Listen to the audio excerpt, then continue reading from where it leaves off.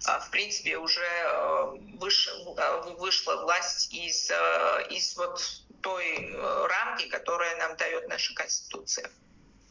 Саламэ, сегодня, кажется, нет сомнений, что парламент примет во втором чтении законопроект об иноагентах. Какой план у оппозиции, что сегодня снова митинг? Есть ли сейчас какие-то разговоры, помимо иска, о котором вы сказали, возможно, о создании коалиции? Грузины, Гамарджиба.